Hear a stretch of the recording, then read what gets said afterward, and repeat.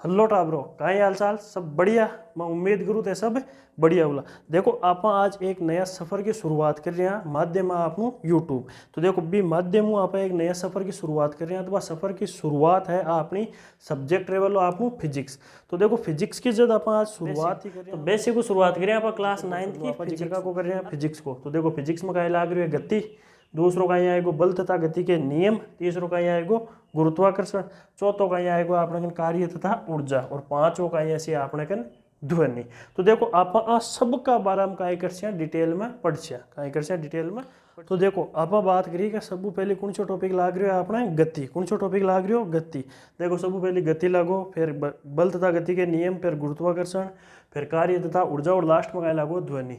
तो देखो आपने गति में जितना भी टॉपिक है बाका बारे में आप बात कर भाई गति में आपने कौन कौन सा टॉपिक आप बाकी बात करा। तो देखो आपने जगह गति में टॉपिक लागेला भाई टॉपिक कौन कौन सा है। देखो गति में सब पहले तो आप गति पर बात कर भाई गति का यूँ याद करे, ठीक है गति समझ आप। फिर गति में आप बात कर सरल रेखीय गति और एक समान गति व असमान गति। भाई गति का रूप का आपने सरल रेखीय गति होगा और एक कौन से होगा एक समान गति व असमान गति। फिर आप देख गति की दर का मापन, गति की दर का मापन आप कह सका चाल, कहीं कह सका चाल। और साथ में आप कहीं देख औसत चाल, भाई चाल भी देख औसत चाल भी देख। नेक्स्ट कहीं आपने दिशा के साथ चाल, इम दिशा को कोई जिक्र को नहीं है, इम बात का की है दिशा। तो दिशा के साथ चाल, तो दिशा जब अपन दिशा दे दी तो आप की बात कर वेग और एक साथ में कह देख आप औसत वेग। फिर देखो अगलो नेक्स्ट टॉपिक है आपने वेग में परिवर्तन की दर। देखो एनसीईआरटी में आई चीज लिखी है डिटो वेग में परिवर्तन की दर। तो वेग में परिवर्तन की दर का ही आपने त्वरण, तो आप का बारे में बात कर त्वरण का बारे में। नेक्स्ट देखो गति का ग्राफीय प्रदर्शन। अब देखो गति का ग्राफीय प्रदर्शन देखो अपन भाई गति को ग्राफीय प्रदर्शन कहीं हुए। तो भी गति का ग्राफीय प्रदर्शन में देखो अपन दूरी समय ग्राफ देखना है भाई, दूरी और समय को ग्राफ कहीं बतावा अपन। दूसरा अपन वेग समय ग्राफ बताना कि भाई वेग और समय को ग्राफ कहीं बतावे भाई एक कौन सी राशि ने बताया बी का बारे में आप आगे बात कर। नेक्स्ट कहीं आपने ग्राफीय विधि से गति के समीकरण, गति का समीकरण बताना कहूँ ग्राफीय विधियों। तो देखो ग्राफीय विधियों गति का समीकरण बताना, तो पहले का लिखो वेग समय संबंध के लिए समीकरण, वेग समय संबंध के लिए समीकरण आई है। तो इन आप कह सका गति का प्रथम समीकरण। दूसरा है आपने समय स्थिति संबंध के लिए समीकरण, कहाँ के लिए समय स्थिति संबंध के लिए समीकरण। तो इन आप कह सका गति का द्वितीय समीकरण। नेक्स्ट कहीं है आपने वेग स्थिति। देखो पहलो वेग संबंध हो, दूसरो समय स्थिति और तीसरो वेग स्थिति आएगा। तो वेग स्थिति संबंध के लिए गति का समीकरण, तो इनका कह सका आप गति का तृतीय समीकरण।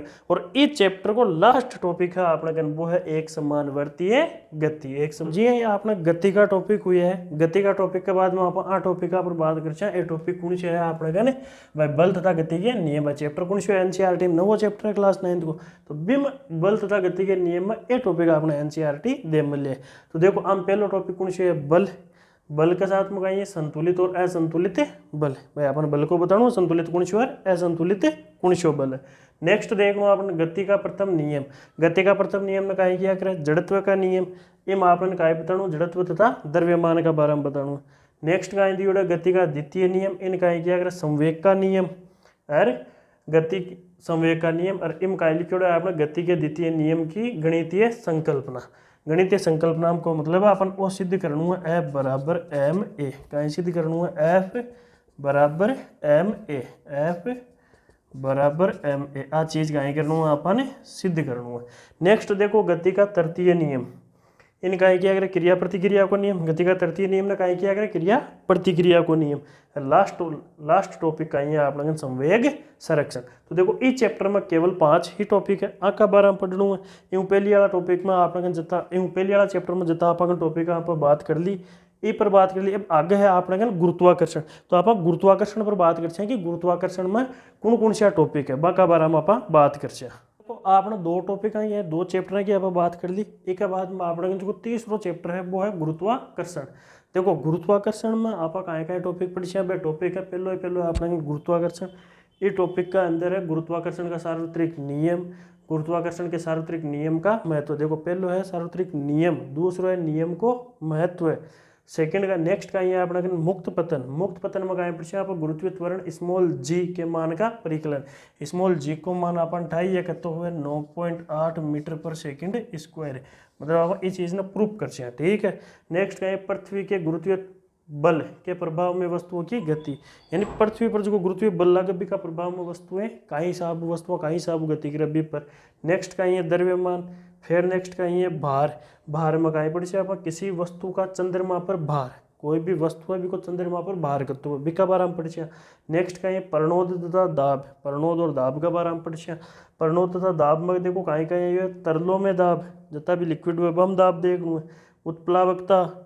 और नेक्स्ट का यहाँ पर पानी की सतह पर रखने पर वस्तुएं तैरती या डूबती क्यों है भाई। कोई वस्तु पानी की सतह पर तैरे और कोई कहीं जावे डूब जावे, तो वहाँ को कारण बताऊंगा। नेक्स्ट दो टॉपिक और है कहीं आर्किमिडीज का सिद्धांत और लास्ट कहीं अपेक्षिक घनत्व। तो आ सब का बारे में कहीं कर आप डिटेल में पढ़ से। जब आप गुरुत्वाकर्षण की बात करें तो एक आगे को जो चैप्टर है आप वो चैप्टर है कार्य तथा ऊर्जा। देखो कार्य तथा ऊर्जा में आप सब पहला टॉपिक पढ़ से कार्य। कार्य में आप टॉपिक पढ़ से कठोर काम करने के बावजूद कुछ अधिक कार्य नहीं, ये चीज़ ने भी आप बेसिक से चीज़ें पढ़ ले। कार्य की वैज्ञानिक संकल्पना क्या भाई वैज्ञानिका के अनुसार कार्य कहीं हुए या कार्य की परिभाषा कहीं हुए। एक नियत बल द्वारा किया गया कार्य, मतलब एक वस्तु पर आप कोई फिक्स बल लगावा भाई बल को मान तो रेसी तो ब्यूं कत्तो काम हुए बेका बारा में आपने देखूँ। नेक्स्ट है आपन ऊर्जा। ऊर्जा का रूप कता बताया है गतिज ऊर्जा और स्थितिज ऊर्जा। नेक्स्ट का ये किसी ऊंचाई पर वस्तु की स्थितिज ऊर्जा यानी हुई है। नेक्स्ट का ये क्या ऊर्जा के विभिन्न रूप परस्पर परिवर्तनीय है। अपन आ चीज़ बताऊँ कि ऊर्जा का विभिन्न रूप परस्पर कहीं भी आगे परिवर्तनीय आ चीज़ बताऊँ है। नेक्स्ट है ऊर्जा संरक्षण का नियम। ऊर्जा संरक्षण को नियम बताऊँ है। और इम जो तीसरा और लास्ट टॉपिक का ये कार्य करने की दर। कार्य करवा की दर भी आगे शक्ति, तो अपन शक्ति का बारे में बताऊँ है। और एक का ये ऊर्जा का व्यवसायिक मात्रक का बताऊँ ऊर्जा को व्यवसायिक मात्रक। अब देखो एक के बाद में जो नेक्स्ट टॉपिक है आपने वो लास्ट है ध्वनि। फिजिक्स का आता है मैटर अभी हम लास्ट का ही आपने कहने। तो देखो अपन लास्ट में कौन सा टॉपिक की बात कर रहे हैं वो आपको लास्ट टॉपिक है क्लास 9th की फिजिक्स को की ध्वनि। तो देखो ध्वनि में सब पहली पढ़ आप ध्वनि को उत्पादन भाई ध्वनि को उत्पादन किए हुई है। दूसरा में पढ़ आप ध्वनि का संचरण। तो देखो ध्वनि का संचरण में कहें ध्वनि संचरण के लिए माध्यम की आवश्यकता होती है भाई। ध्वनि ने एक जगह दूसरी जगह अपन माध्यम की आवश्यकता हुए। ध्वनि तरंगे अनुदैर्ध्य तरंगे भाई आ चीज़ बताऊँ अपन ध्वनि तरंगे अनुदैर्ध्य तरंगे की है। नेक्स्ट है ध्वनि तरंग एक के अभिलक्षण। ध्वनि तरंग का कोई भी गुण है वे बताना है, अभिलक्षण बताना है। विभिन्न माध्यमों में ध्वनि की चाल भाई अलग अलग माध्यम में ध्वनि की चाल का ही हुआ है वह बताना है। नेक्स्ट का ही है अपने ध्वनि का परावर्तन। तो देखो ध्वनि का परावर्तन में पहलो कहीं पढ़े आप प्रतिध्वनि, दूसरों कहीं पढ़े आप अनुरणन और तीसरों कहीं पढ़े आप ध्वनि के बहुल परावर्तन के उपयोग। चौथो कहीं है अपने सर्व्यता का परिवर्तन सर्व्यता का परिसर भाई पराध्वनि के अनुप्रयोग। नेक्स्ट कहीं आपने पराध्वनि के अनुप्रयोग। पराध्वनि के अनुप्रयोग में एक सिस्टम पढ़ा आप वो है सोनार। लास्ट कहीं आपने मानव उपकरण की संरचना। तो देखो क्लास 9th की फिजिक्स को जो को परिचय है वो इस प्रकार है। अब आप डिटेल में चीज़ें पढ़िया भाई जी टॉपिक वाइज कहीं कर टॉपिक बाय टॉपिक। ठीक है, ऑल द वेरी बेस्ट।